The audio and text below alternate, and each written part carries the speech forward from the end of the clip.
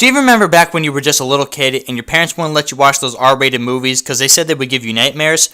Do you remember how full of shit your parents were after watching movies like The Blair Witch Project, Paranormal Activity, The Shining, The Ring, Friday the 13th, and many other classic horror movies? As we grow older and older, we realize that the things we thought were scary as kids turn out to be not so traumatizing after all. I mean, we look back and watch the Friday the 13th movies and we think to ourselves, this acting is so piss poor and the practical effects are garbage. Or we watch The Blair Witch again and think, this was the most boring hour and a half I've ever went through. What the hell was this movie even about? But nonetheless, horror movies back in the day were great for their time. No one really cared about bad acting or bullshit stories. What really made us scared was the monsters within the movies that took the spotlight and the feeling of helplessness as you watch a character seal their own fate by being just an idiot. Now we fast forward into the future, and all the new horror movies suck. Leatherface, Jigsaw, The Blair Witch 2, and The Ring Part 2, those aren't scary movies, more like botched reboots to try to haul in some cash from old fans really trying to find a good scary movie. Sure, there were a couple of hidden gems along the way. Don't Breathe and Get Out were kinda cool, and Lights Out wasn't bad either, but honestly, do you expect me to get scared while watching the 17th installment of Saw when the trailer showed frickin' laser traps? No thanks. But what I'm trying to say is, horror movies have really lost their touch throughout the years, but I'm going to show you how to make a scary movie the right way.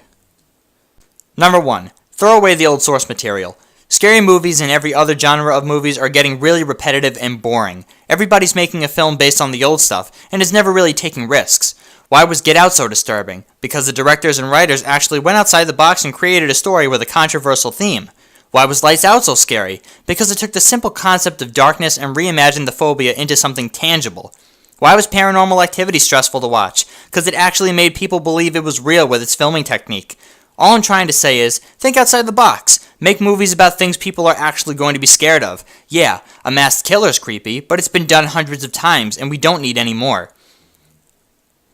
Number 2. Make the characters believable. The thing about characters in a movie is so that the audience can connect with them, sympathize with them, and immerse themselves in the story. If you have half-baked characters that follow a checklist stereotype, no one will care about them. An all-star cast of characters including the smart and nerdy girl, the awkward guy, the jock, the stoner, the girl who sleeps with everyone, and the final girl. That shit's boring. Make their characters believable enough to be real.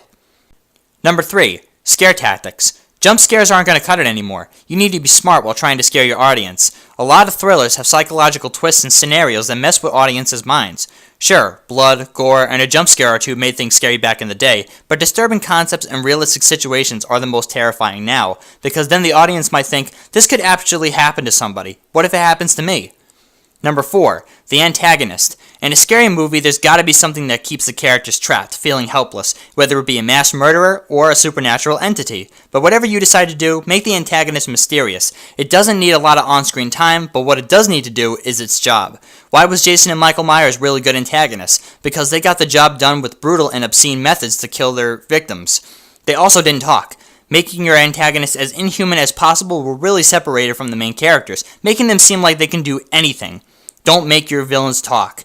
Once the killer starts connecting with their victims on a human level, that's when the fear factor ends. The Purge Anarchy had some really creepy antagonists, but once the creeps and the victims met face to face, the one guy took off his mask and started talking about their plans. That's a big thumbs down. Only certain characters can get away with talking, like Freddy Krueger or Pennywise. If your antagonist is going to talk, make sure they have something to add to the story that is significant. If not, zip up their mouths, give them a messed up backstory and some motivation, and make them menacing, competent, and make them look scary, most importantly. And finally, the ending. Everybody loves a good ending to a scary movie. In fact, it's probably the most important part. If the ending sucks, the rest of the movie fails. Twist finales or plot twists consisting of hidden movie details only observant audience members will notice are good ways to really make a scary ending. Every horror movie, you have the final survivor thinking they're safe until a dark evil looms over and the movie just ends. Switch it up a bit, and as far as the final survivor goes, they don't always have to be the main character. They don't have to have a direct link to the killer either, like in Halloween. The Friday the 13th reboot in 2009 did this best. The main character in that movie actually died during the middle of the movie. So there you have it. Take these tools and make yourself a scary movie, because we desperately need it as fans. Make something completely original. Make the characters real enough to be actual people. Make the characters smart. They don't have to trip every 5 minutes to be killed. Have good scare tactics, and don't rely on jump scares. Have a little more confidence in your ability to make the audience more scared. Make the killer scary. make it a good ending. And that's it.